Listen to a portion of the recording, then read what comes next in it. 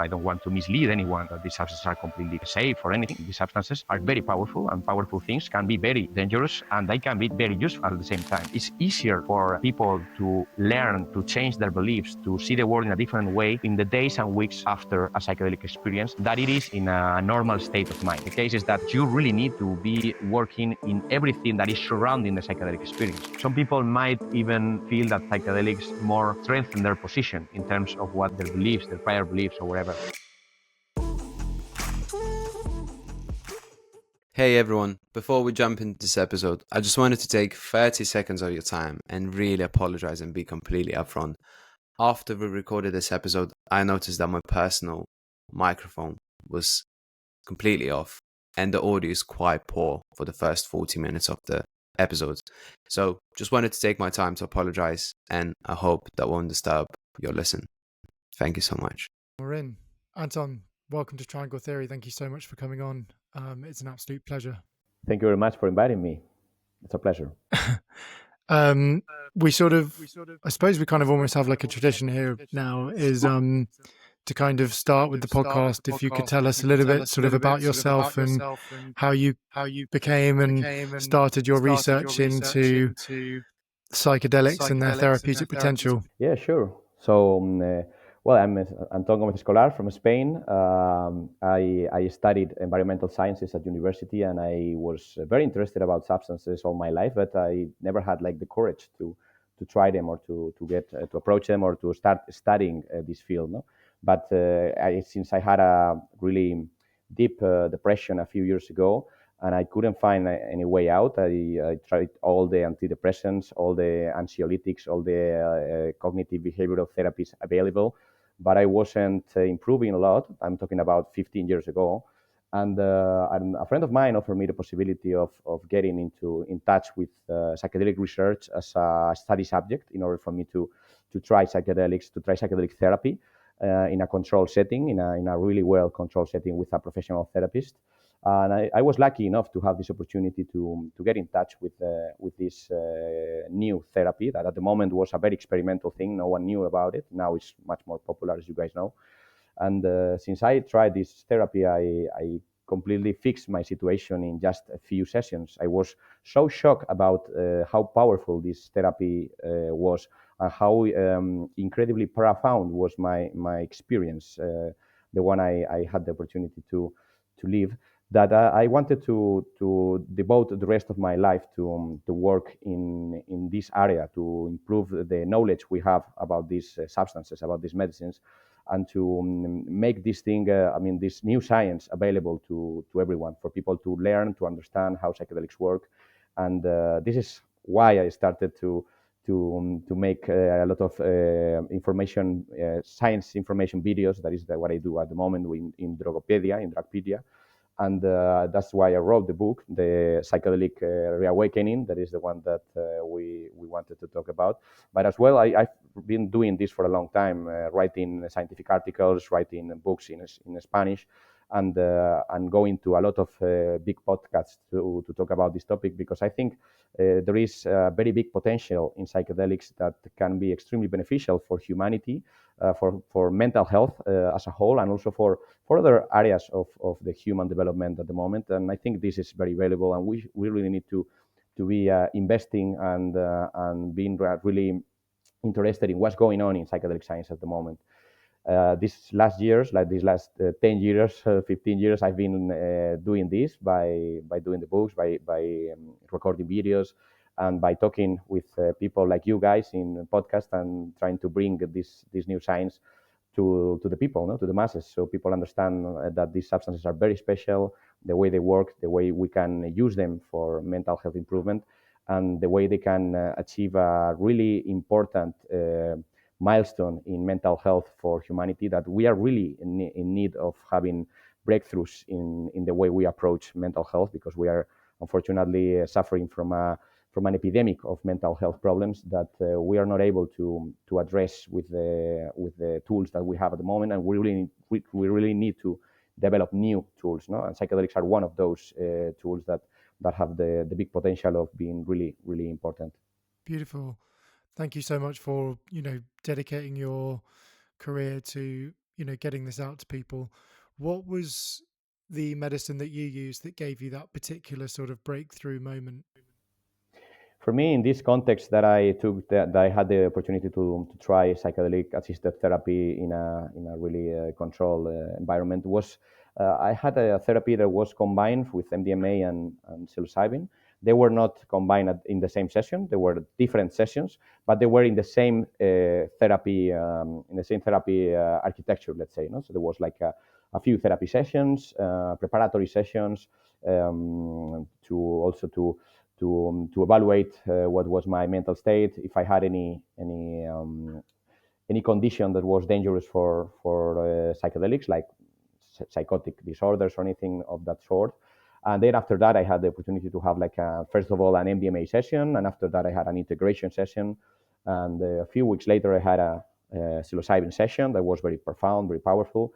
And after that, I had the integration, and with that, the entire therapy was finished, and I felt like completely cured, completely relieved, and since then I haven't had any trouble with depression or anything like that. So I feel like I had the full effect of the substance and the therapy. What was your experience like? Well, it was a really deep and really difficult to describe experience in terms of words, but I would say that the experience with MDMA was an experience of reconnection with myself, with the people I loved, with the people in my family, with the people, my friends, everyone that was people that I used to love a lot before I had this depression state, because during the depression I was kind of disconnected from everyone around me. And after that, the psilocybin session was a session that was even more deeper, was not as emotional as the MDMA session, was more about just putting on the table like all the things that I have in my life that I was not valuing a lot at that time, that I really needed to value, because they were very important things. And what was my role in the world, what was my achievement, the things that I needed to be happy and proud about, and all these things were extremely powerful when it comes to shifting my mental state and making me to feel really nice and really happy about my life, and not being suffering and always thinking about negative stuff. No, so it was a very profound shift. The experience was very profound, very complex, with a lot of people that were appearing, and a lot of memories and things like that. But to sum up everything, it was for me like a reset, like a reconnection, and like an overview of my life at that moment. That I was quite young at the time. At that time, I was like 20 something years old. But I just needed to reset a little bit, to stop, to see what was my life like, and to have some insight about how my life should be in the future, and how the things that I need to do in order to have a happy life and a good life from there on. I know in parts in your book you wrote about sort of history of criminalizing psychedelics. What do you think were the biggest mistakes made during that era, and what lessons can we learn now from legalization as it begins to expand? Yeah, well, in my opinion, the biggest problem that happened during the first psychedelic renaissance, I would say, because just to have a few words before answering the question, we have to keep in mind that these substances has been used for many years in many areas of the world. Many groups of people, many tribes, many regions were using these substances way before we have this rediscovery that we had in the 20th century and now in the 21st century. But it's true that for us, for Western civilization, psychedelics are a very new thing. I mean, it used to be part of our history during the Greek times, the ancient Rome, during the pre-medieval Europe. There were the use of psychedelics in Europe, but unfortunately, we lose touch with that traditions. We completely lost the use of psychedelics. So for us now, it's a very new thing. And this was the biggest mistake probably that we had when we rediscovered the substances during the 40s, 50s, and 60s, was that we approached them in a way that was not very safe. People started using them as a political tool, as part of the culture, and unfortunately, these things led to a lot of trouble in terms of mental health and social safety. Things were not as problematic probably as the politicians made people believe they were, because it's true that there was also like a backlash coming from the government that tried to put these substances in a political movement in order to try to stop that political movement. It was this old trick that is played by many politicians of polarizing substances or things that are not probably doesn't have any political identity, and they polarize them in order to have a tool to go after the ones that are using this substance. No, so I would say that the second biggest mistake was that they were completely connected with political movements. And since the political movements were an enemy from the state and from, especially in the United States, these substances were seen as a way to go after the people that were in that political movement. Because if you forbid these substances, you had an excuse in order to stop people from other movements and send them to jail. This was one of the main reasons. No, I'm not to say that. That these substances were completely safe and it was completely unjustified to go after them. No, this is not true. I mean, there were reasons to go after these substances in order to protect public health. But the situation that at that time these substances were producing in terms of mental health or public health was not as problematic and as big as they make us to believe, because they wanted us to think that these substances were very dangerous in order to have an excuse to forbid them and in order to prosecute everyone that was using them or was having these substances in their pockets, let's say in demonstrations or in strikes and all these situations that police wanted to have people, wanted to detain people from certain political background. No? So these were a few of the reasons, but there were many other reasons. No? For example, psychedelics tend to be substances that break down the structure of society in terms of that people don't follow the social rules anymore when they take them many times. So this is a very powerful tool, and from the establishment, they are seen as very problematic and very dangerous for the status quo, to keep the society as it is. No, and I believe that these substances can be dangerous, and that's true. And this is something that I talk a lot about in the book, because I don't want to mislead anyone that these substances are completely safe or anything. I mean, these substances are very powerful, and powerful things can be very dangerous, and they can be very useful at the same time. The most important thing with psychedelics is the context where you use them. I mean, they can be extremely powerful and useful tools for mental health when you use them in a controlled environment with a professional therapist. But of course, they can be very dangerous if you are using them without taking any safety measures or without having the right knowledge about how to use the substance. And this is most of the time what happened during the 50s, 60s.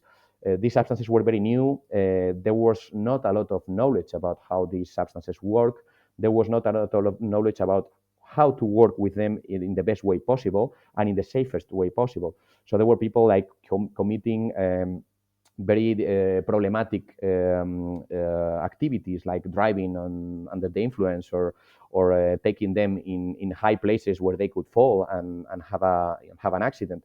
And these things were not very common, but they happened. And the press at the time, the media, used these stories to make the argument that these substances were making people completely crazy and were destroying the youth of the United States of America. And this was a very powerful argument, and people bought this argument, and they started voting for those parties that were trying to prosecute these substances. No? So it was a succession of different problems. Another problem was that the science at that time was not as developed as it is now. And many of the studies that were performed at the time were showing really nice results, but they were not very well designed. So it was very easy to criticize the study for not having, for example, a placebo group, or not having a good control, or, for example, we didn't have as many tools as we have now in order to see what's going on in the brain during a psychedelic experience. So there was no way for people to know, for example, if this was messing with the brain and making things worse or destroying the brain, or making the situation much dangerous for the patient. Nowadays, we know that psychedelic substances, when they are taken in the right amount, in the right context, with the right preparation, with the right um, guidance and with the right control from a professional therapist, they can be extremely safe and they can be extremely useful for these mental health problems like addiction, depression, post-traumatic stress disorder. But at the time, no one knew if these substances were going to be extremely dangerous in the long term, because there were actually reports of people publishing about chromosomal damage or damage to the fetus, or, for example, people getting blind for taking LSD. So these were stories that were very widely published at the time in newspapers all around the world, because we didn't have the tools to know exactly what was the effect of this substance in the long run. Nowadays, we have a lot of knowledge about this. We have seen people taking this substance for a long time. So it's much easier for us to have a good knowledge, a good scientific knowledge. And also we have an improved scientific study design, so we can have a better certainty about the efficacy of these substances in mental health treatments. And also we can see actually in neuroimaging studies what's going on in the brain during the psychedelic experience. We can see how these changes that are happening are changes that many times are going in the opposite direction as the mental health problem situation that is going in one direction and this is going in the other. So we can see that the regions of the brain that are lighting up when someone is under a big depression are suddenly switching off when people are taking psychedelics. So we can see that the mechanisms of psychedelics are going in a way that is very beneficial in certain mental health situations. So what exactly happens to the brain when we take psychedelics? Well, that's a very complex question. Actually, we don't have all the knowledge to give a completely precise answer.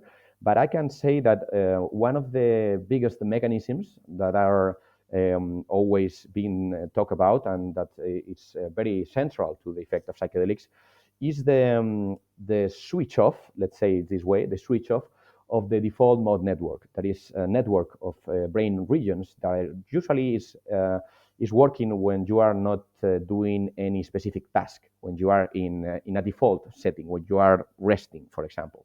Would it be safe to say that the brain goes to subconscious?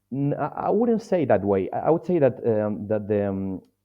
this area of the brain has many different roles in consciousness, and one of the roles that it has is that it sustains the different models that we have of the brain of the world that surround us. So we have a lot of models of the world that are built during our early stage development when we are like very young people.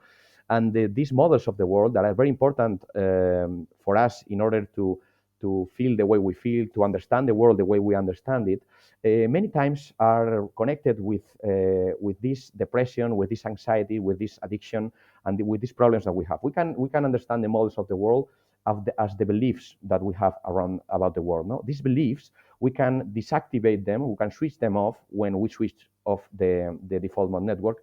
And this state is not a state that we can live our lives in because it's completely maladaptive to have this region switch off. But if we do it in a person that is that has it overactive and because it's in a depressive state and is always like ruminating and thinking a lot, we can make the person to have like a kind of a reset. We can start again to make things to have a therapy that is more effective, that is achieving better results faster. And this is also combined with the effect that psychedelics have in brain plasticity, because it's not just that the brain is switching off certain regions during the effect of the psychedelic. It's also that the brain is becoming more plastic. And it's easier for people to learn, to change their beliefs, to see the world in a different way in the days and weeks after a psychedelic experience that it is in a normal state of mind. So when someone is going to, for example, cognitive behavioral therapy, maybe you have to attend to, I don't know, 20, 30 sessions to start seeing a little bit of improvement, maybe, or maybe much more. It depends a lot of what is your mental illness and how big it is, let's say. But with psychedelics, we have a much more powerful way to approach this therapy, and we have a way to make it more efficacious and to make it stick more with the patient. So in order to have a complete improvement as I had, for example, 15 years ago when I undergo this therapy, for me it was just a few sessions. Whereas probably if I wanted to achieve the same improvement with regular therapy, I would need, I don't know, tens or maybe hundreds of sessions, because the brain is easy to change when you are very young because your neuroplasticity is very high. But as the time goes by and you become older, the neuroplasticity becomes less and less and less powerful in your brain. So it's more difficult for you to change your mind, to learn new things, to change the way you think, and all these things. With psychedelics, you can achieve that in an easier way, faster, and with sticking more with the patient later after the session. No? So these are two mechanisms that you see, but there is another mechanism that I wanted to also mention, and this is a very important mechanism as well, and it's the mechanism that the psychedelic experience by itself can have in your psyche. So it's not just that your brain is changing the way neurons fire.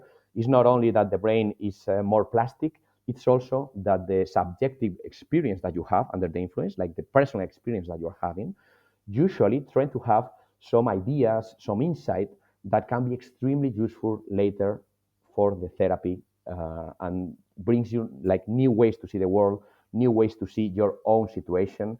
And this is very powerful. It's not just that the brain is changing the way electrically it's signaling different brain regions. It's also that the psychological experience that is happening during that time usually is very insightful and very powerful, and it tries to help you in order to have more ideas and more knowledge on how to address your situation. I wanted to ask because I think there was a reference to predictive coding in your book, and I wanted to ask how this theory helps us understand what goes on in a psychedelic experience.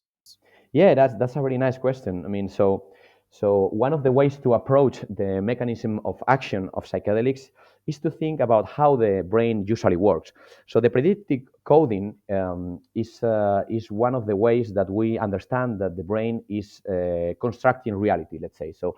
So when you are young and you don't have a lot of knowledge about how the world works, you need to see everything, you need to feel everything. So you are in a contemplatory state.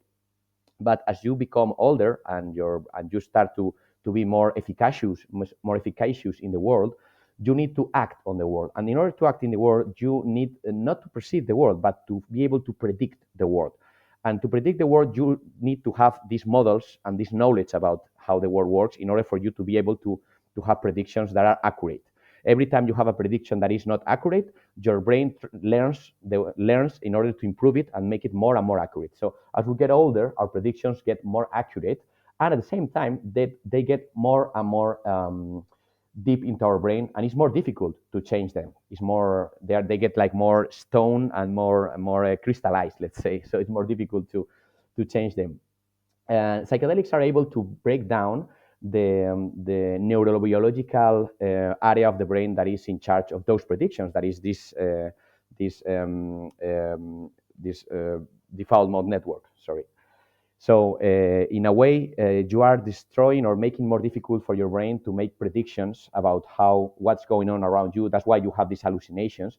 Also, you are making the brain sometimes to make predictions that are completely wrong. So this is a kind of a mess situation for the brain. You're having less ability to go to your knowledge of the world, your models, but at the same time, sometimes you're having predictions that are wrong. So this situation is a big stimulus for the brain to change everything that you think you know about the world, all these ideas that are crystallized in the brain, and to change them. So you're having like a lot of errors in prediction. You're having a lot of situations that are making your brain start putting into question all of the things that you believe about the world, that you train to think about the world. And this is extremely useful because if someone is in a mental health situation that is making them suffering, like depression, anxiety, addiction, or whatever, you need that person to reset a little bit all the beliefs, to reset a little bit the way they perceive the world, because otherwise they're going to be fixed in that situation forever. So this is one of the ways that you can achieve this improvement and this change by dismantling these beliefs about the world, and by making all these ideas that are into this default mode network, these beliefs, these models of the world, to become wrong, and to make your brain to doubt about them and to change them. You are forcing the brain to change your beliefs and your models by making all these predictions wrong. That is what happens when you are having hallucinations, when you're having all these kind of wrong predictions about how the world works. For example, when you see a cloud and you suddenly see a face in the cloud, this is a mistake of your prediction.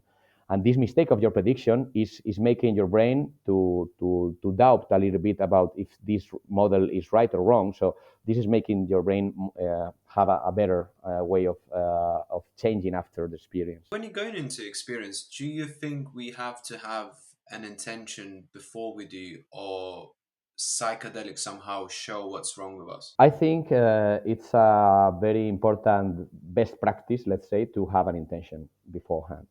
I mean, of course, psychedelics are gonna bring you wherever they want in terms of, well, wherever they want, wherever yourself want, but you don't know that you have this ability of directing the experience, no? Especially in the first encounters. Maybe when you become kind of an expert in psychedelic experiences, you can have more of a way of controlling a little bit the flow, no? But of course, having like an intention beforehand is a nice way to set up a little bit of at least your intent way of the experience, not your intent path for the experience.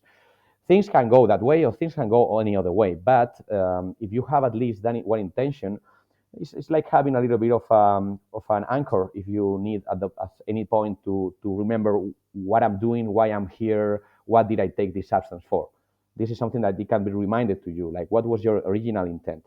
But anyway, even having an intent, you have always to remember that the worst thing you can do is to fight against the experience or whatever is coming. So even if what is coming is not what you intended to live or whatever, you have to accept it, and you have to go through it and experience it, and have it with a curiosity attitude, because otherwise the experience can become very rough, very difficult, very problematic, and you can have one of those difficult experiences, also known as bad trips, that people are very afraid of.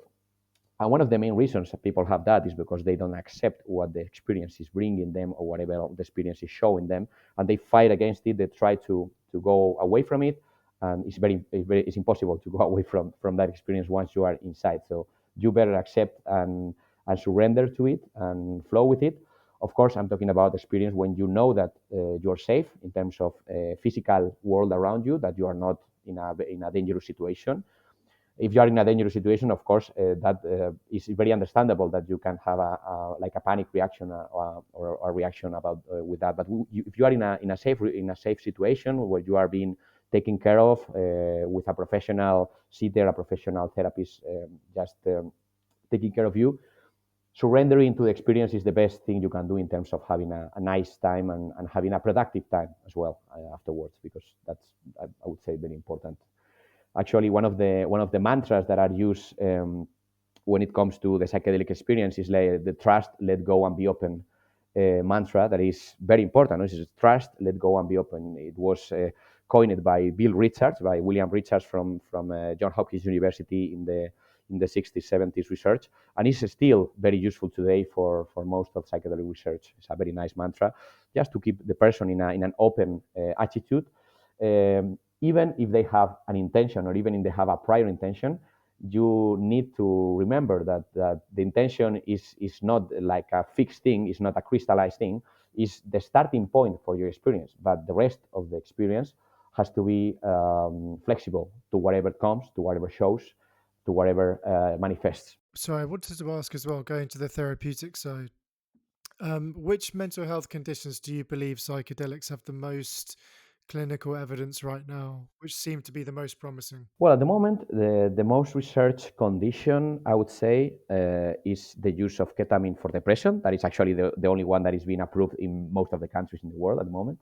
But of course, the ones that are more researched, that are following following ketamine in terms of becoming legal in the next few years, probably, are the MDMA for post-traumatic stress disorder, there's a lot of research on this topic.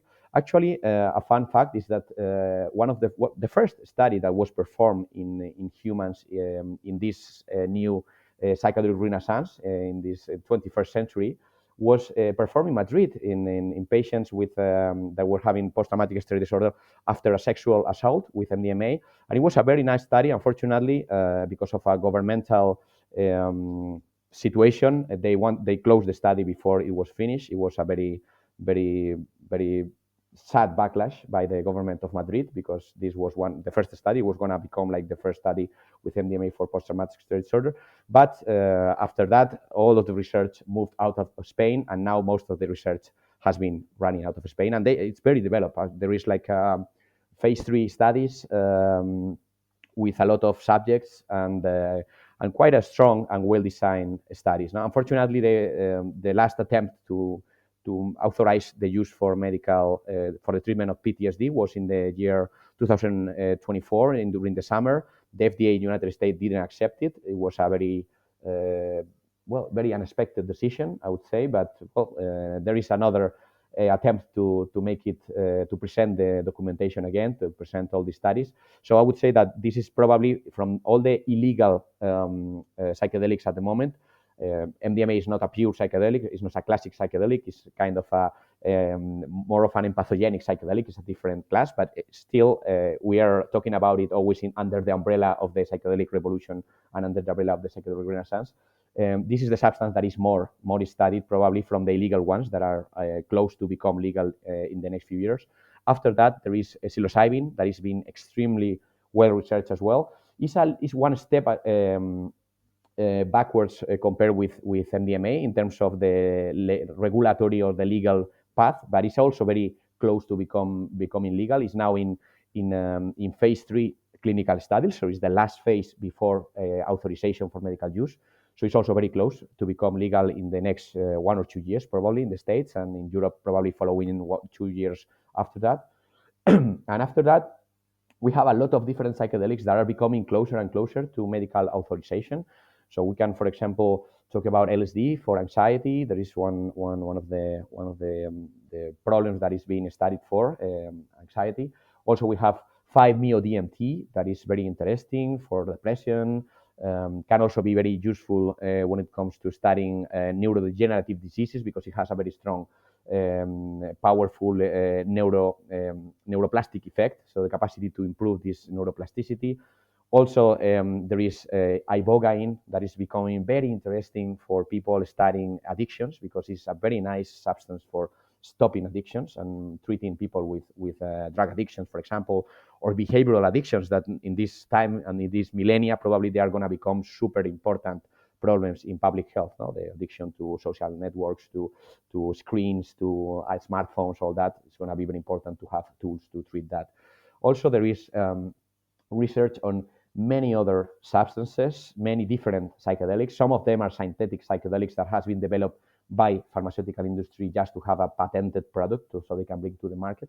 But those are still a bit lacking compared with the ones that are more ahead of this research. No? But I would say that MDMA and psilocybin are probably the ones that are more close to become legal after ketamine that already became legal a few years ago for the treatment of depression. I'm particularly interested in DMT and Ibogaine, and I'd say Ayahuasca as well. Could you tell me the difference between all three of them and what's the purpose of each of them, let's just say? Well, psychedelics, by the mechanisms of action they have, most of them can be used for many different things because they are understood as a transdiagnostic kind of tool. So they can work in common problems that are shared by different mental health problems, meaning that it's not that one substance is going to be for depression and the other one is going to be for another thing. Most of psychedelics can work in many different mental health problems, but of course you have to choose one path when you start a clinical trial. You have to choose. You cannot try the substance for everything. You have to choose the condition that you think is going to be more beneficial, or the condition that maybe has a bigger market later in order to sell your product or whatever. So now the things that the way they are being studied is that, for example, 5-MeO-DMT is being studied mostly for depression, the same as DMT. And ayahuasca is a little bit out of clinical research at the moment. And this is because ayahuasca is not one substance, it's a combination of substances. And even if it is very powerful experience, and it is, and can be very beneficial when used in a setting with a prepared shaman or prepared therapist, the problem with ayahuasca is that first of all we need to standardize it. So ayahuasca, there are many different kinds of ayahuasca depending on which tribe or which region are you going to. It's not the same Colombian ayahuasca, that Peruvian ayahuasca, that Brazilian ayahuasca, that the ayahuasca that is taken by Santo Daime or by União do Vegetal. There are two ayahuasca churches if you compare it with the ayahuasca that is taken by the Shipibo, that is a different, well, it's a group of people living in Colombia and in Peru. So you have different kinds of ayahuasca. So first of all, you have to decide what is ayahuasca, standardize it, and have all the clinical research use the same formula. Because if you don't use the same formula, the results, by the way science is structured nowadays, won't be comparable. And if they are not comparable, you are not going to have any evidence in order to pursue a legalization or a medical use. No, that's the first problem that you have with ayahuasca. But a second problem is that ayahuasca is not only a mixture of plants. When it comes to the active principles that it contains two main active principles. The first one is DMT, dimethyltryptamine, that is the psychedelic substance.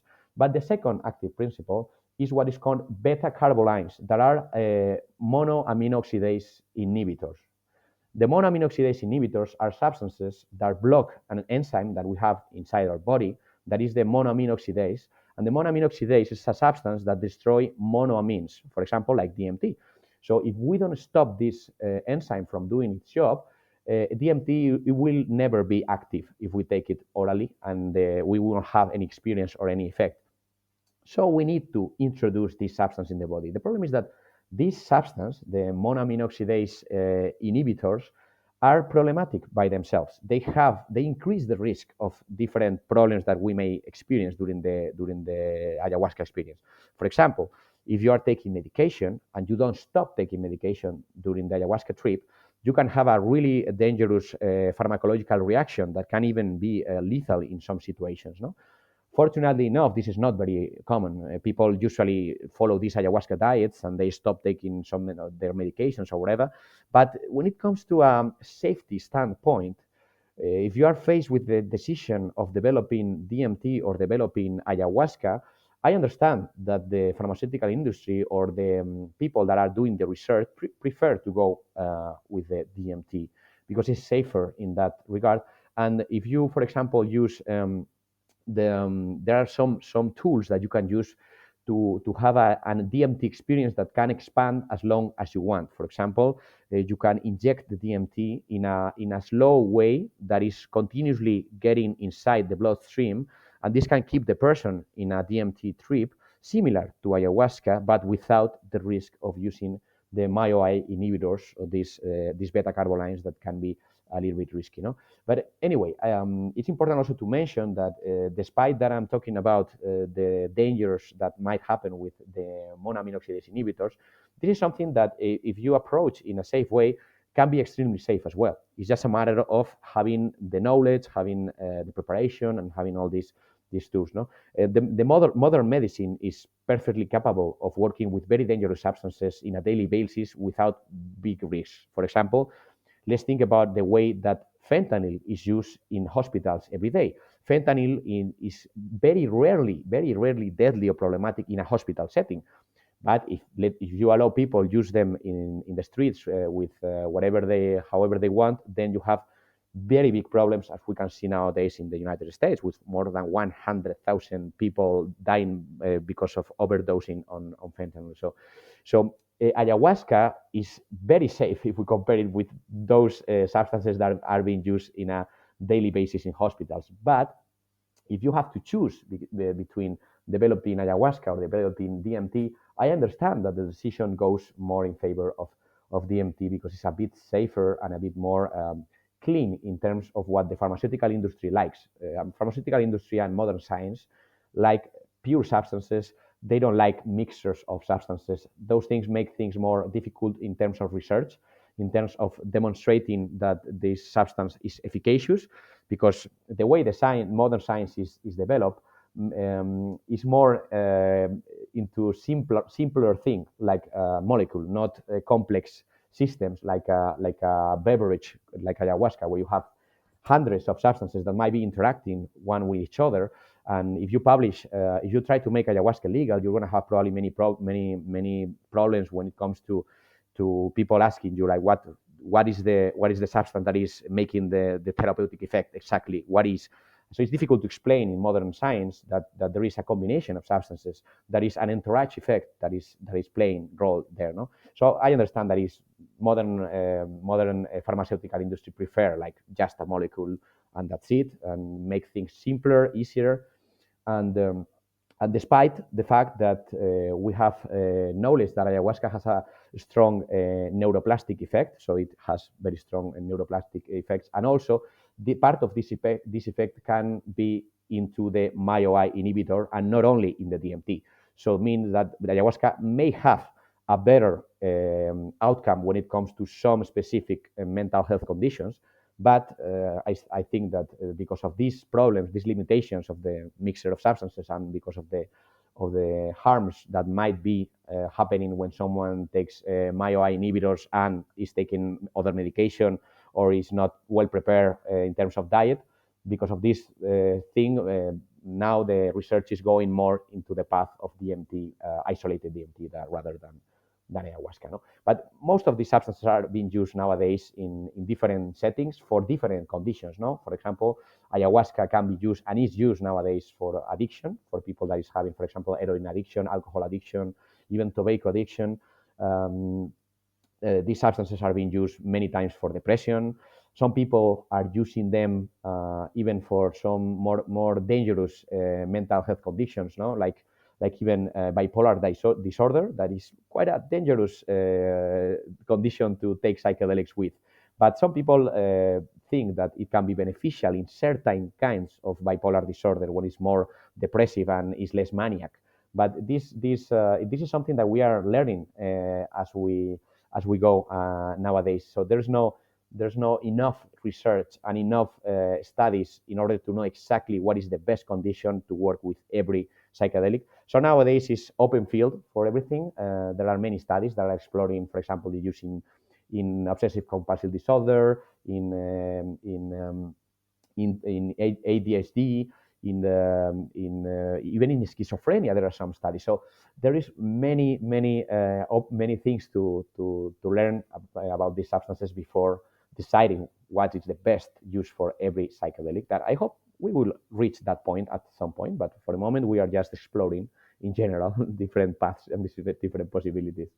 So you mentioned that ayahuasca is a couple particular plants are mixed up. That's how they kind of get the liquid of it. What about DMT and Ibogaine? Where can this be found? And I've heard DMT also is found in our brains, our bodies, our kidneys. So how that's been extracted? Well, ayahuasca is a mixture of many different plants, but the two most important things, two most important plants are Banistinopsis capi, that is the one that contains the MyoI inhibitors, and the Psychotria viridis, that is the one that contains the DMT. DMT is a very interesting molecule because you can find it in many different sources. Plants, even the brains of mammals contain DMT, as you mentioned. And there is this question about what is the role of DMT in biology or in human brains, for example, because there are many hypotheses about this, and very interesting hypotheses that sound very good and that might be very plausible, that could be true. But unfortunately, there's no way for us at the moment to confirm if these hypotheses are true or not. But for example, one idea was that DMT was a mechanism that the brain has to increase neuroplasticity in certain very critical situations. For example, when we are faced into a near-death experience, we are close to die because we did something or whatever. That's a situation that you need to learn a lot about in order not to put yourself again in that situation in the future. So it makes sense that might be a way for the brain to increase neuroplasticity in an acute way, very strong way, for you to learn from a situation, and so you don't repeat that situation again, or since you learn as much as possible about this context in order to avoid it in the future. No? So that is one of the ideas that is there. Another one is that it might be a way that a substance that is reactively being released by the brain after very stressful situations, not in any particular with any particular role, but just as a byproduct that is produced by the brain when there is a lot of neurochemistry going on, there is a lot of neurotransmitters being released in a very dramatic situation. There is another hypothesis that talks about the role that DMT may have in our ability to dream during night when we are sleeping. There is another one that says that is released when you are born and when you are dying. And even with some spiritual connections, no, the idea that you are like connecting or having a more spiritual experience in those two specific points in your life.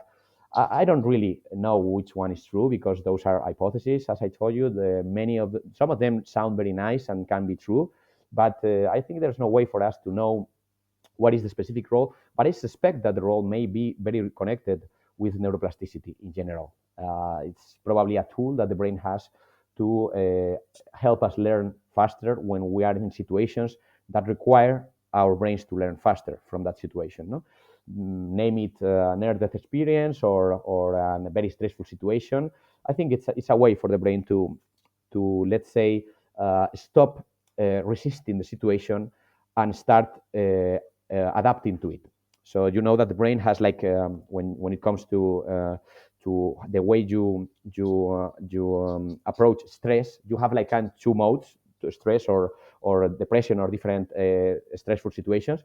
One mode is the one that helps you be able to sustain the situation, to be able to resist whatever is happening in your surrounding.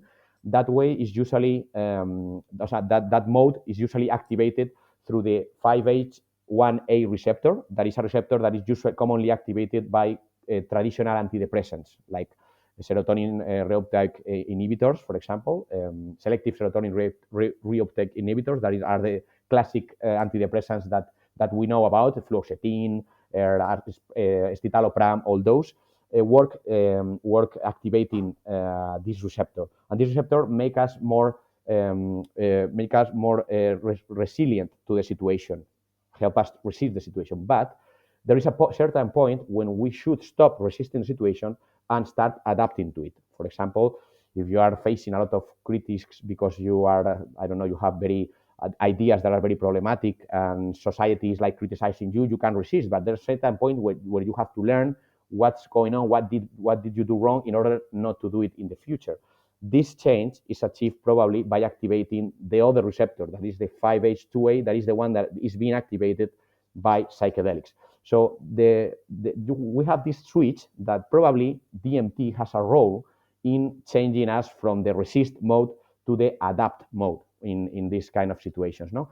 And actually, psychedelic experiences are the best example of activating this adaptation mode, because people after a psychedelic experience, people change. They change the way they see the world. They change the way they see themselves. They change the way they behave, and this change is usually in the way to adapt better to the situation, and this makes the situation much easier for the person and can heal the problem that the person has. So DMT might be the natural way that our brains activate this situation when we achieve a situation that is very stressful for us. Let's think in terms of our evolutionary biology. We used to be like a very social species. We are still a very social species. But when we were living in a group of people, for example, if a situation was dangerous for us to be expelled from the tribe, that could mean that we could die because we could not survive by our own. We really need to have our tribe with us and our people with us. So maybe in situations that were very difficult for us, we could, at the beginning, just resist the situation, activating this 5H1A receptor and and have a better stress and tolerance to the stress situation. But if a certain point was being achieved where we would be expelled from our tribe, or we can face like a really dangerous situation for our survival, then this other second mechanism activated, and whatever needed to be done in order for us to survive in that situation was done, and whatever change was needed for that situation to be fixed was done. So I think that DMT might be playing a role in that specific mechanism of survival, but it's just an hypothesis. I mean, I'm not able to prove it at this point. Just going to the healing, do you think psychedelics are more catalysts for healing or cures in themselves? I think they are catalysts. I think the psychedelics, and this is, I think, very important to understand for everyone that is thinking about having a psychedelic experience or having psychedelic therapy, because if you perceive psychedelics as the cure, you just need to take them and that's all. And unfortunately, this is not the case. The case is that you really need to be working in everything that is surrounding the psychedelic experience, the preparation, the aftermath, the integration,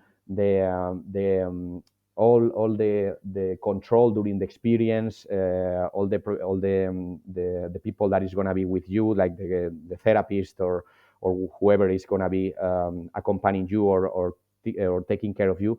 So I think that they just catalyst, and they are just catalyzing an experience and making easier for you to change, making easier for you to improve. But this is not something that is going to happen by its own. It's just something that need the everything around it to be working in that direction for you to have this therapeutic goal, this therapeutic outcome. Sorry.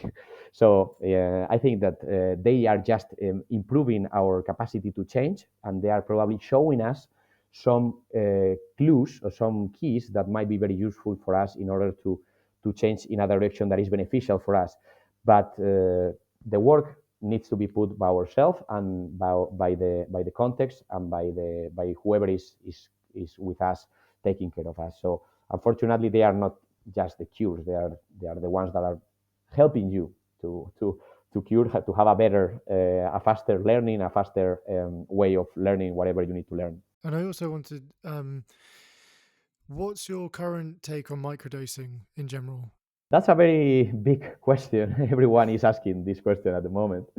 But I need to be quite scientific when it comes to answering this question. I understand that there is a lot of people that is having really nice experiences with microdosing, really nice outcomes. They are like telling a lot of marvelous things about their psychedelic or their microdosing experiences.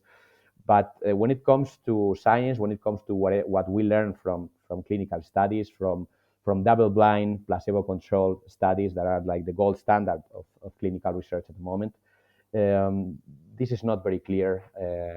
Most of the studies at the moment are showing that microdosing is mostly a placebo effect, or or even an increased placebo effect, or an enhanced placebo effect, or an enhanced expectancy effect. But unfortunately, the research at the moment is not supporting the use of microdosing as a therapeutic approach, or even as a life-improving approach. But there is also some limitations that we need to take into consideration. No? First of all, is that the tools, the scales, the metrics that we use to study the brain and to study how the person is feeling, or whatever is happening in the person at the moment, are not very sensible. They are like, it's easy to miss a change in the person, because these are most of the times are just self-assessment tests, like how are you feeling today from 1 to 10, and this is extremely depending on many other factors that are not just the microdose. So people might have had a good day that day because they had a good news or whatever.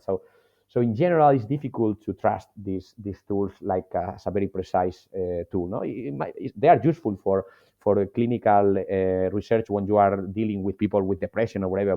But when you are dealing with very subtle changes, those are not very sensible. Another important limitation that we need to take into consideration is that we are not even sure what a microdose means, or if we are using the same standard of microdose for every study or for everyone, because For example, for some people, they consider a microdose 10 micrograms of LSD, which is a tenth of the active dose that is regularly taken, for example, in recreational use. But some people, they say a microdose is a quarter of a tab, which is way more. It's like 25 micrograms. Other people say that they are taking a microdose and they're taking just 5 micrograms. So it's like the same as ayahuasca. We need to be sure on what we are calling a microdose, and to be everyone in the same page when it comes to what we are calling a microdose. Because, for example, if you start going up from a microdose, what we understand a microdose, that is a tenth of an active dose, like around 10 micrograms of LSD, for example, or 2 milligrams of psilocybin. If we start going up from that dose, you can start to have some effects in people. No? For example, if you are on 20 micrograms of LSD, or you are on 4 milligrams of psilocybin, there you can see some changes. And these changes, we can measure them, but that is not a microdose in the way I understand it. So on the way most people understand it. So low doses, I think they have some place. They have some effect that can be measured and can be interesting in some situations, maybe for improving a little bit neuroplasticity in the long term for people that needs to work in, I don't know, learning how to move their hand again because they had a stroke and they lose the ability to move their hands or to speak or whatever. In that situations, this might be useful because we know that there is an increase in brain-derived neurotrophic factor, that is the brain fertilizer, let's say, the substance that helps neurons to grow. We know that there is an increase in that when you take low doses. But for example, some people is speaking about taking microdoses for beating depression. And the studies show that the people that believe that they are taking a microdose, they improve. But some of that people is taking a placebo and some of that people is taking the microdose. And the people that think that they have been taking the placebo, they don't improve. And some people of that group is taking the microdose. So there's a lot of expectancy and a lot of belief there. And I'm not in bad terms with that. I mean, I think that the placebo effect is extremely interesting and extremely powerful because it's an effect that usually don't have side effects, and it can be very useful for people. But we have to be serious when it comes to science. And for the moment, what the clinical evidence is showing is that microdosing is for the moment is a placebo effect that might be enhanced a little bit more, but there's no good evidence that the microdosing is doing anything. If we consider the microdose the tenth of the active dose, if we consider a microdose a bigger dose, maybe then I can agree that there is some clinical evidence that there is some effect there. But well, everything, fortunately enough, this is growing every day. So we are having more and more research, more and more evidence. And maybe what I'm saying today, in a few years, is disproven, and we demonstrate that microdosing is effective. And I will be very happy with that because I really think that it will be a very nice way to use psychedelics in a way that you diminish risks a lot, and in a way that is more progressive and is maybe better for some people that is not able to have strong experiences because they have some health limitations or whatever. But for the time being, we have to be serious and talk about what we have in science, that is that the microdosing is not effective more than a placebo at the moment. Maybe the future disproves me, and I will be happy to be disproven in this point. Before the episode, we briefly touched on the Imperial College and what they're trying to achieve with putting the IV drop onto people's and putting people onto DMT realm. Yeah, so what are they actually trying to achieve? Well, they are making many interesting things. Actually, it's not just one thing, but they are trying to learn a lot about psychedelics by doing different experiments. So, for example, there is one line that is being pursued by Christopher Zimmerman, Chris Zimmerman at the moment, and he's studying how we construct and deconstruct the sense of meaning in the experiences. So, for example, they see what is going on in the brain in terms of neuroimaging, and they compare what happens before taking the substance with during the experience and with after the substance. So they see, and they even are following it in real time, so they can see what's going on in the experience, what the person is telling them that he's living. I'm now seeing entities, for example. I'm now seeing whatever, and they see what's going on in the brain, and they compare with what the person is telling them, no?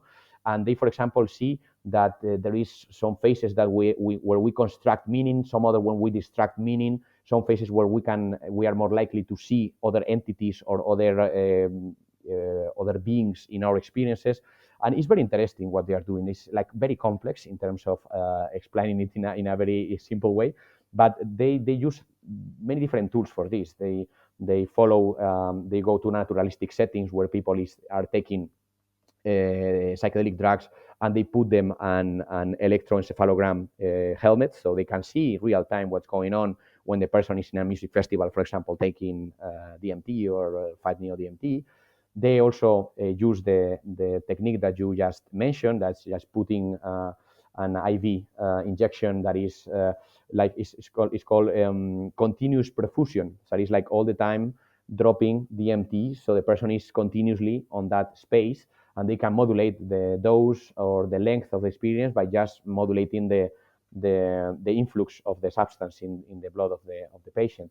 But there are many other lines. For example, you have David Erizzo, that is one of the bosses of the research team, along with David Nutt and used to be like also Robin Carhart-Harris. He's very interested, for example, in the use of psychedelics for addiction treatment, for treatment of addictions, behavioral addictions, for example, like gambling. That is usually not very researched in modern psychedelic science. It's more about substance addictions, but he's interested in behavioral addictions as well. There are many, many lines, and you guys are very lucky to have such a great center in the UK that is doing such a great job when it comes to research.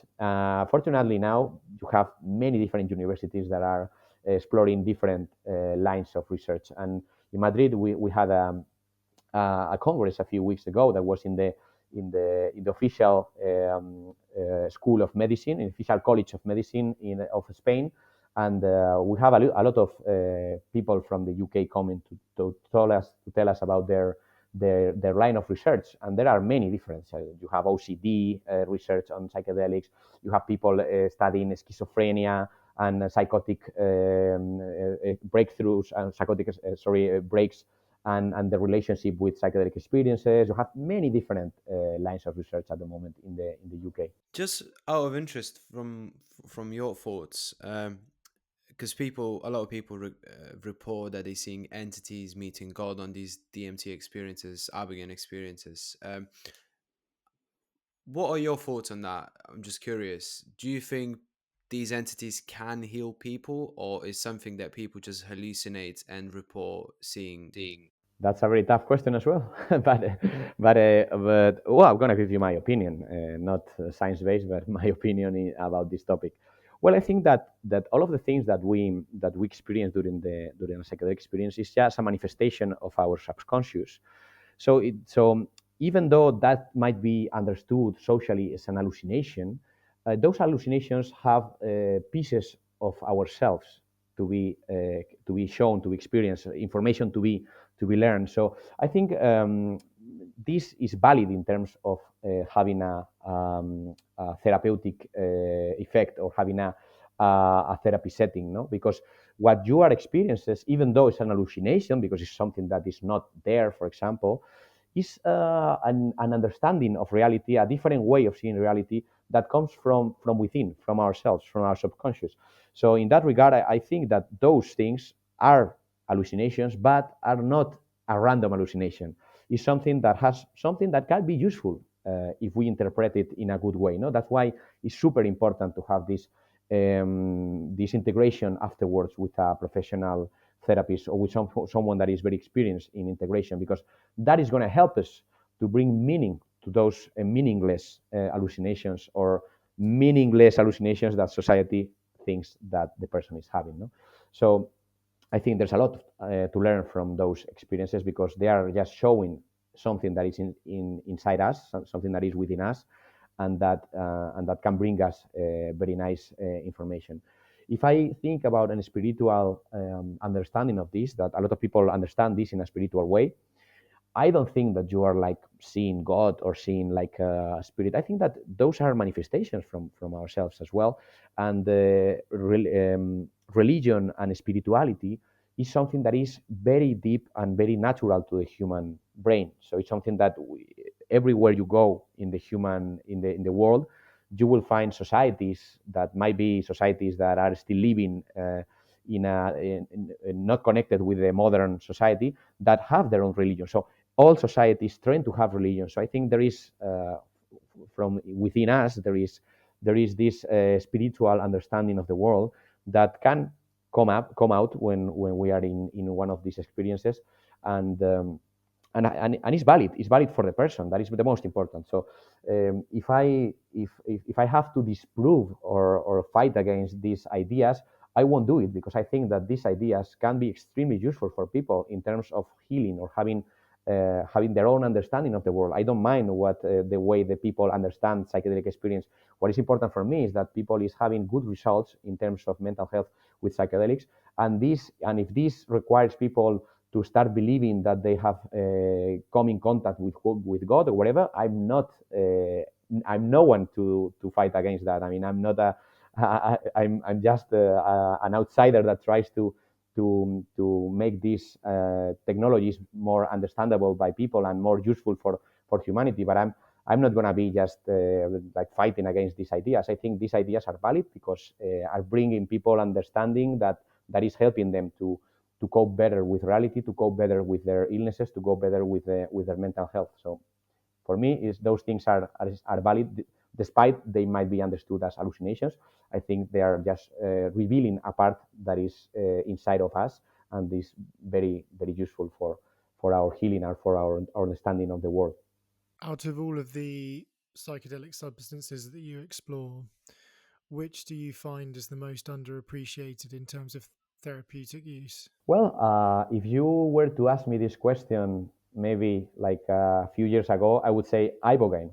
But at the moment, Ibogaine is having a very nice time in terms of scientific interest.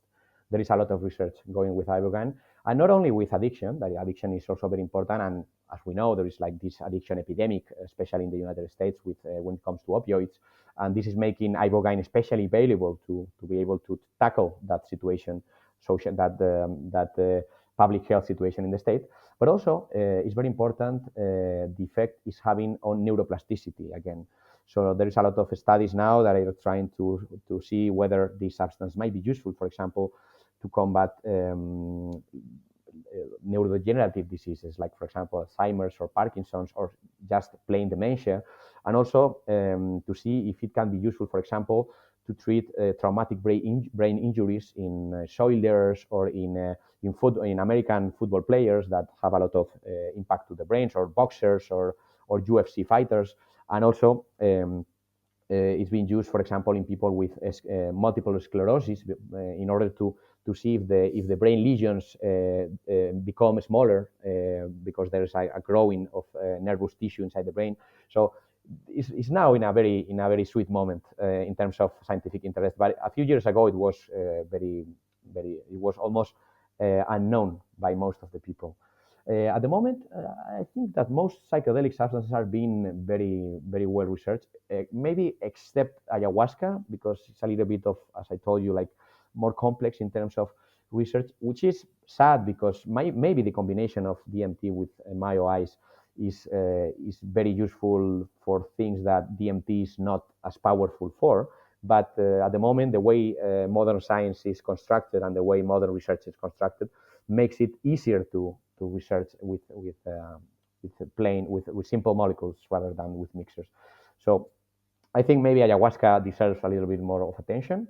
And also another problem with ayahuasca that I didn't mention before is that it's so connected with the spirituality thing, with churches, with the social and community use in some areas, for example, in the Amazonian rainforest, that sometimes there are clashes and problems when science tries to research this substance, because there's people complaining that they are trying to appropriate the substance, that the pharmaceutical industry wants to capitalize with an ancient knowledge and an ancient substance that is not to be sold or not to be patented. No? So I understand these concerns. So maybe ayahuasca is one that is not being very researched at the moment compared with other ones. But despite this thing, there is also some research that has been done in the last few years. So there is interest there. Maybe it's not as easy, but there is interest. So at the moment, I think there's no any psychedelic substance that is completely or being underappreciated when it comes to research. What is lacking is found probably to have more research and to have like all this interest crystallized into actual research and actual study publications. But this is something that is lacking in many areas of human health. It's not just something happening in the psychedelic space. It's happening in many other fields. But well, hopefully in the next few years we will see like more and more funds going to psychedelic research, more and more research groups going to psychedelic research. At the moment there are many research groups, which is nice, but you can always be better. You can always have more research and more groups and more interest. No, but at the time we can not complain. When I started becoming interested in the psychedelic world like 15 years ago, I mean, no one knew about psychedelics. People thought we were crazy about proposing psychedelics as a possible treatment. People thought we were like just out of our minds. And actually, I cannot be more happy with the actual situation we are in. Like there is a lot of interest, even though we can improve and have more. But at the moment, I think things are going really well. Yeah, for sure. There's this really brilliant documentary that's come out recently called In Waves and War.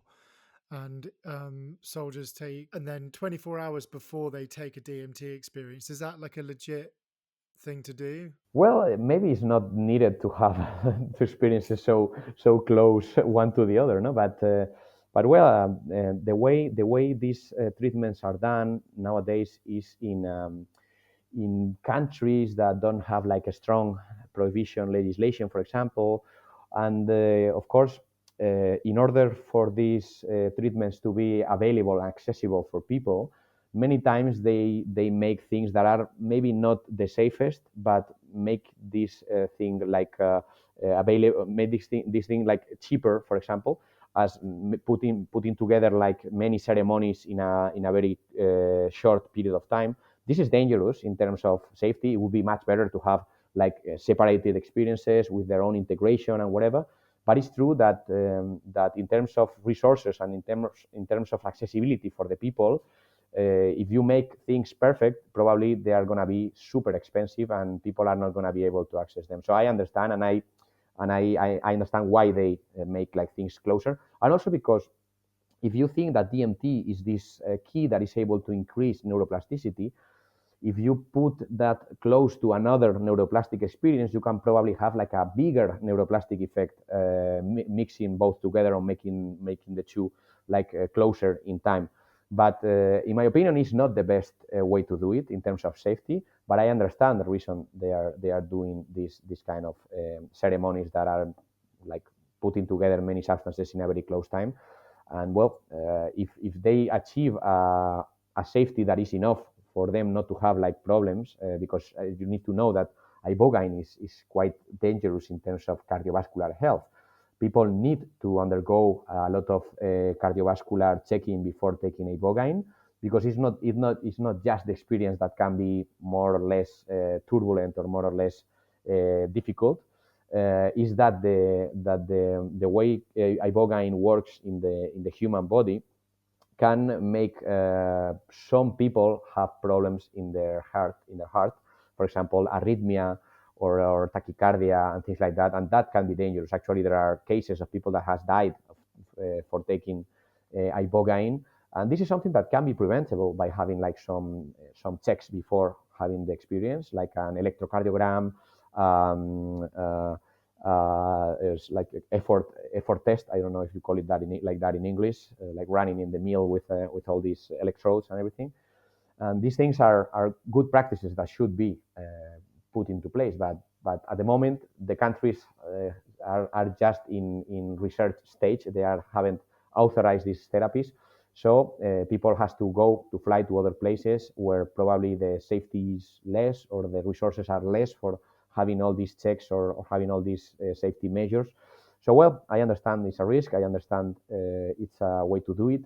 And well, if they are having good results with people and they are helping these veterans to have an improvement in post-traumatic brain injury or having improvement in post-traumatic stress disorder, then I think it's probably worth it in terms of benefit and risk. So how I think I'm not sure if you answered that question. Sorry if I'm repeating myself, but how Ibogaine is extracted exactly from? Yeah, sorry.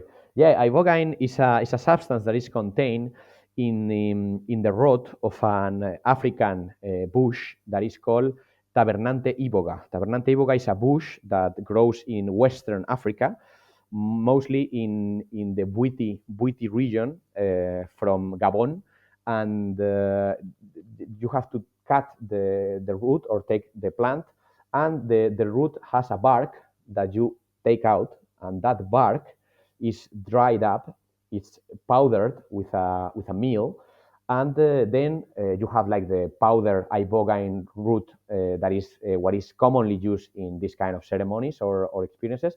But of course, you can have an extraction process with that powder to have like pure ibogaine. And this is the way it is done, for example, for clinical research. In clinical research, you have to use what is called a GMP substance. GMP is good manufacturing practices, which in practical means pharmaceutical grade purity substance. So in order for them to do research, they most of the times extract the ibogaine from the powder of the root, of the bark of the root of the Tabernante iboga. And this is done with a process that is similar than the one that is used, for example, for DMT. When you are extracting DMT, most of the time you take the bark of the Mimosa hostilis tree. That is a tree that grows in many places of the world, mainly in the Amazon rainforest, but in many other places. And you dry it, you powder it, and you put it, for example, mixed with a few substances. For example, they use um, sodium oxide.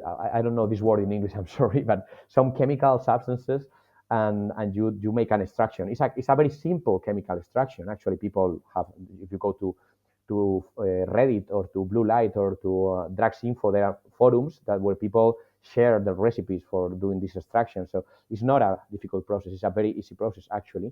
And since DMT, for example, is present in many plants, you can do with many different plants this same process. But it's a chemical extraction. It's a very simple process, but it's not the same, for example, as synthesizing. When you are synthesizing it, it's more complex. You are making the molecule. But with an extraction, you are just isolating the molecule from a natural source. That usually is the bark of the Mimosa hostilis tree in the case of DMT, or the bark of the root of the Tabernante iboga bush in the case of ibogaine. So then you also have the toad, the frog. Is Yeah. that the same as DMT? No, it's similar, but it's not the same. The toad, the Bufo alvarius toad, contains a substance that is called 5-MeO-DMT, which is the acronym of 5-methoxydimethyltryptamine. That is the substance. 5-MeO-DMT is considered to be more potent than DMT, and the experience that it unveils, the experience that people have when they smoke it, for example, or snort it, or inject it, or whatever is the road you are using, is considered to be more towards the ego dissolution.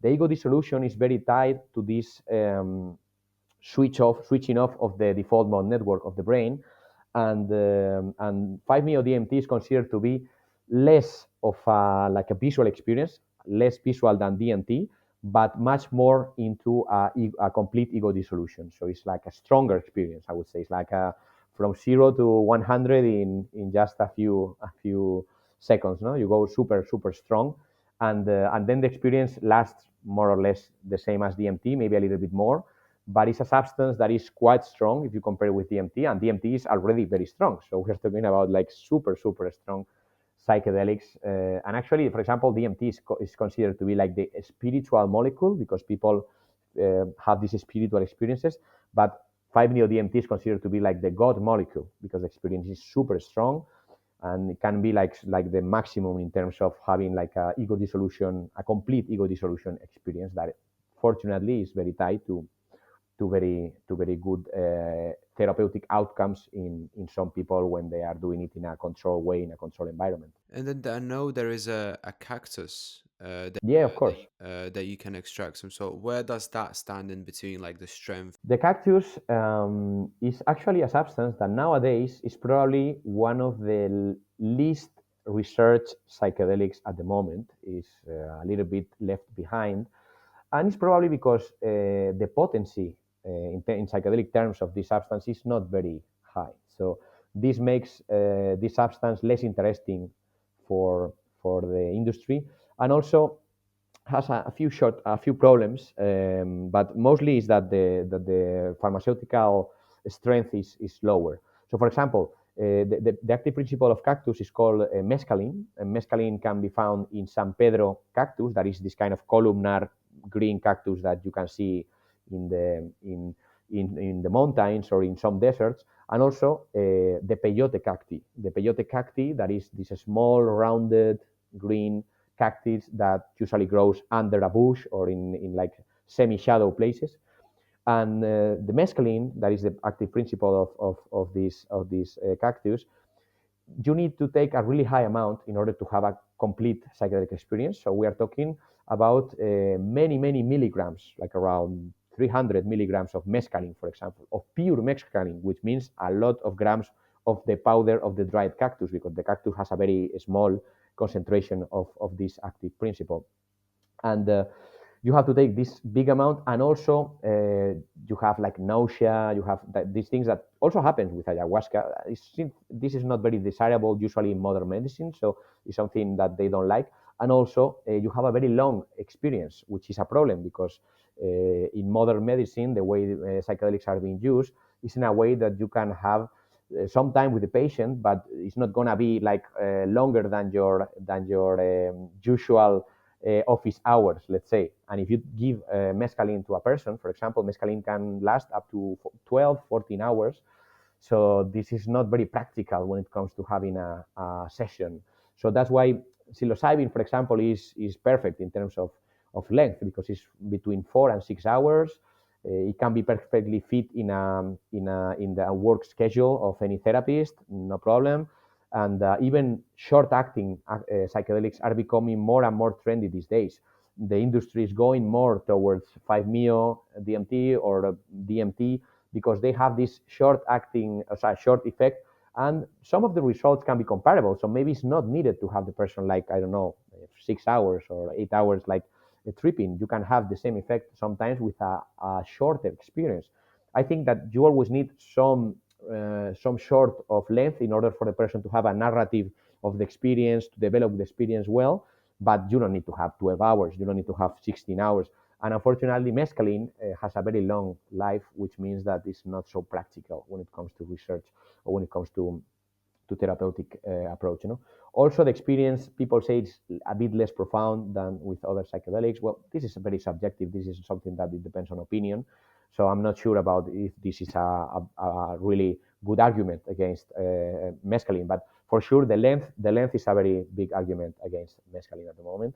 And also the potency is because if you need to take a strong dose of a psychedelic, you are much more likely to have like stomach issues, for example, or vomiting, or having like nausea or dizziness. Whereas if you take LSD, that is a very small amount of it, you can have this, of course, but it's less likely. So it's preferred by the doctors probably and by the therapist than ayahuasca. Although you can also argue that the vomiting thing has some meaning for the person, and some people after vomiting, for example, on ayahuasca, they give it a very profound meaning to this like a purge. They are cleaning themselves, whatever. But I don't see it as something very desirable for the modern Western therapists to have someone vomiting in their clinic. No? Do you believe there's a risk of spiritual bypassing in psychedelic therapy, and how could someone navigate that? Because I know you mentioned there's like the spirit molecule, the God molecule. Is there any sort of like risk associated to that when someone's using it in therapy? Sure, there is. I mean, we have seen this happening already in the past. For example, in the United States, with in the 60s, 70s, you had some groups of people that were considered to be cults that were taking psychedelics in a way that was like making very dangerous kind of dynamics, no? Even like some I'm thinking about this LSD cult by Manson in California and these kind of situations. I mean, this you can have trouble when it comes to mixing psychedelics with spirituality and with groups of people and hierarchy and this kind of stuff. So this is something that can happen. Also, people can have this idea that is also common in some people having psychedelics, is that they feel that they have been like chosen to be the prophets of psychedelics or whatever, which is, well, it's understandable, because when you have a psychedelic experience, you think you have discovered a new world, a completely new world that no one is aware of, and you have you know something that no one knows about, and it's very tempting, no, to feel that I'm gonna show the world this thing, no.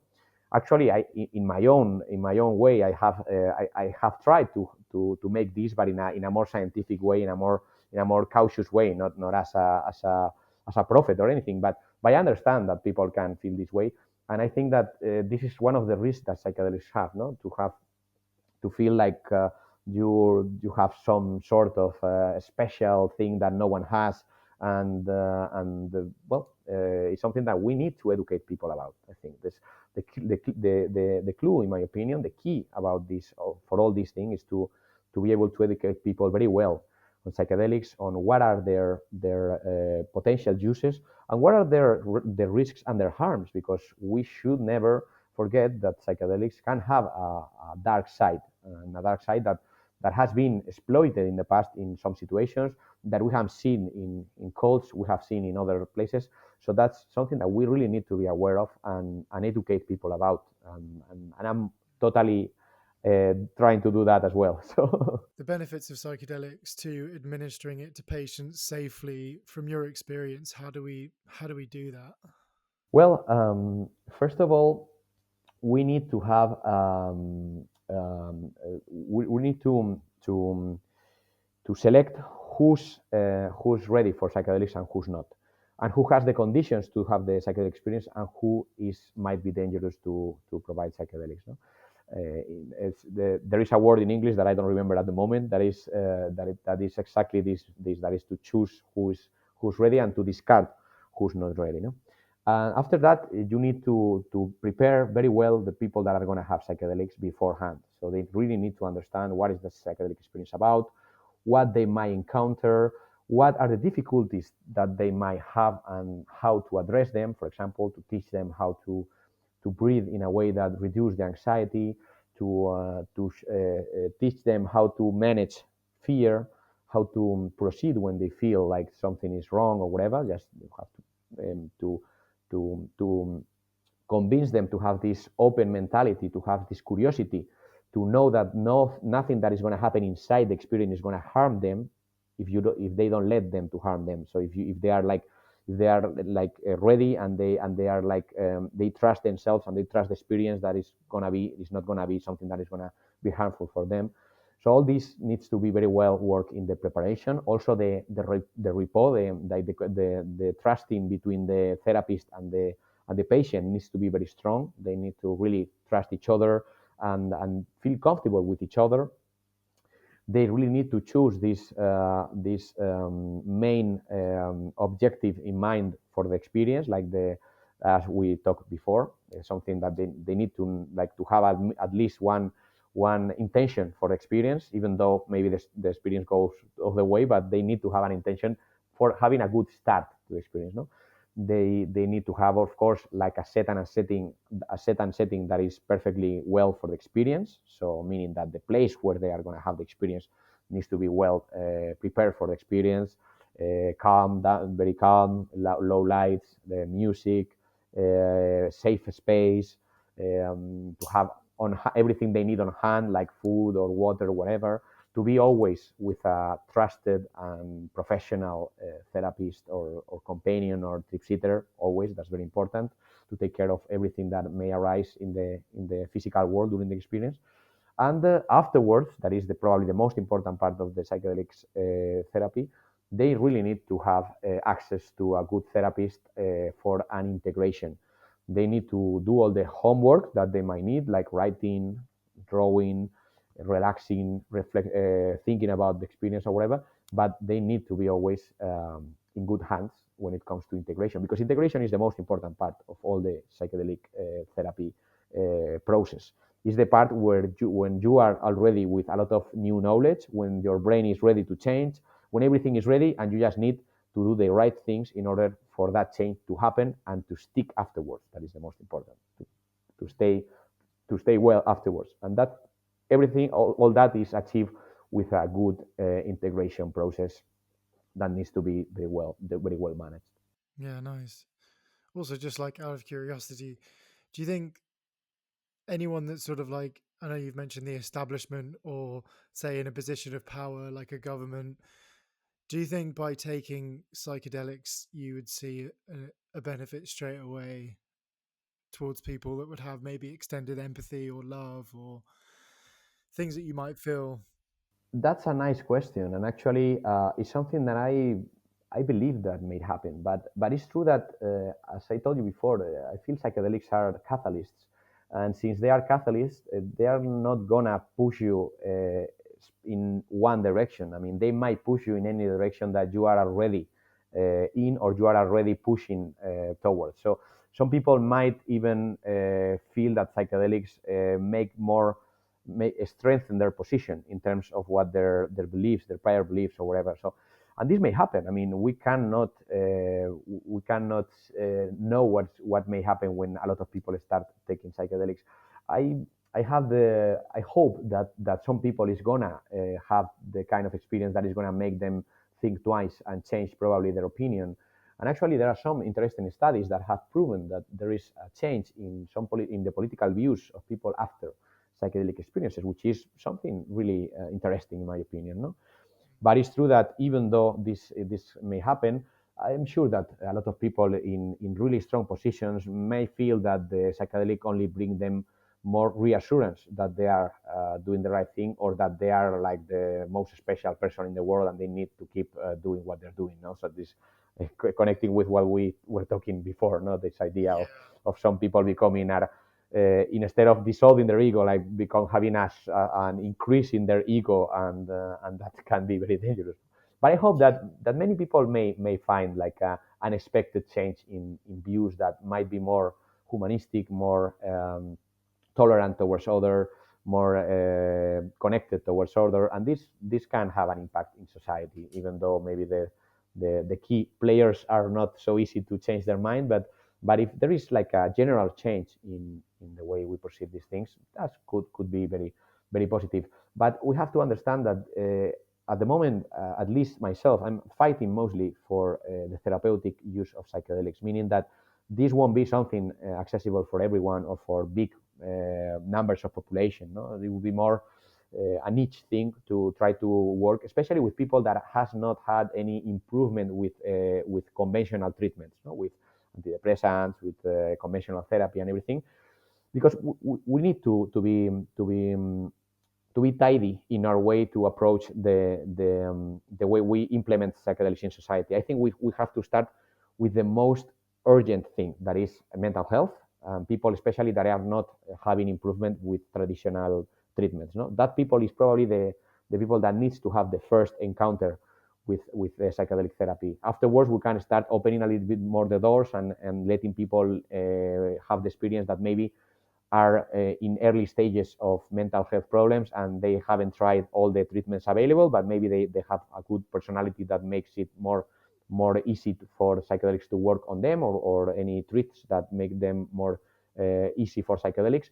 And then little by little, we can start thinking about having a more preventive approach. So instead of giving only psychedelics to people that already have a psychological problem, to start giving to people that might be in risk of developing one of those. No, for example, if you feel lost in life, or you are a little bit of, you have just ended your studies and you don't know what to do with your life and whatever, those situations can very easily develop into a depression. So those situations, we can start using psychedelics as a preventive measure, as preventive medicine. So I think psychedelics can go all the way from the last resource of medicine for people that is really bad, to a preventive tool for having people to never develop these situations in the first place.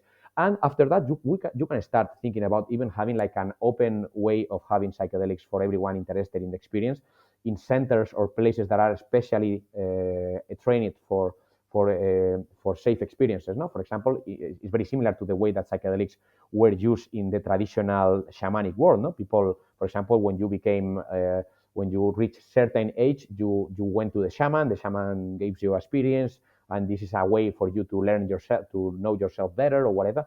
We can have these kind of things probably in our society, but always under a very strict control, in my opinion, because I think that giving these very powerful tools to people in a way that is not controlled may very easily become what we already had lived in the 60s and 70s, unfortunately, because it's what destroyed all the psychedelic research very early when it was starting to show very nice effects. And unfortunately, that this set up psychology and psychiatry like 20 or 30 years backwards, as unfortunately. No? Yeah, I was reading this book called Ayahuasca, and they had shamans like really young, adolescent. I think they were like 16, so they'd already had these like ayahuasca experiences to the point where they were shamans themselves. So it's quite interesting. Like perhaps you could administer a psychedelic experience to obviously not someone really young, but by having that sort of preventative angle, maybe.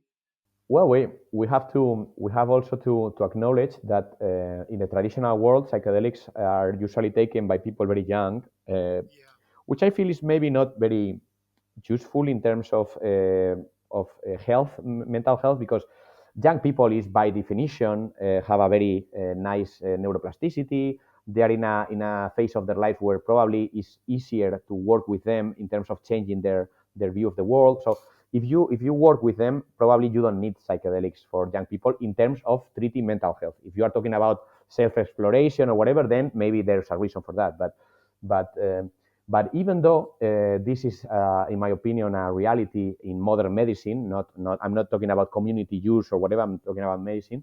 For example, the FDA in the United States, one of the things that they require when you approve, for example, MDMA for the use in PTSD, the next stage that is required for the company that is developing the substance for the commercial use and for the pharmaceutical use is to run studies, for example, on adolescents.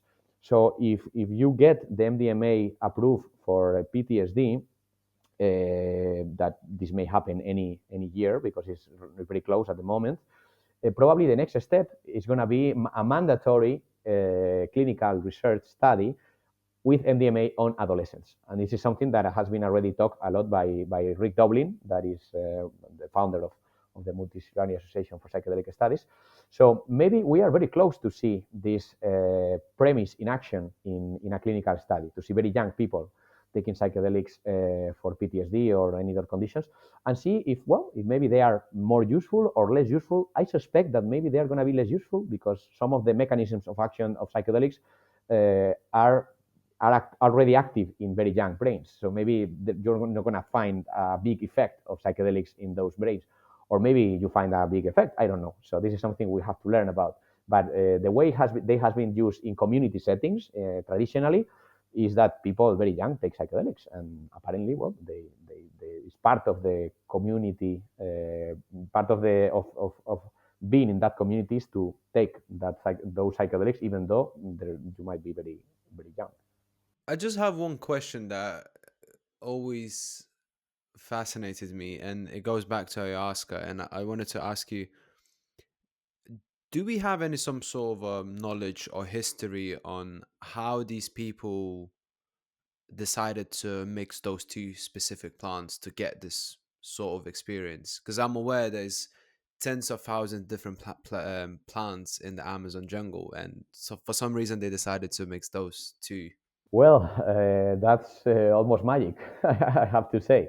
We have different situations in human development where we have found that humanity has been able to find the perfect mixture of things.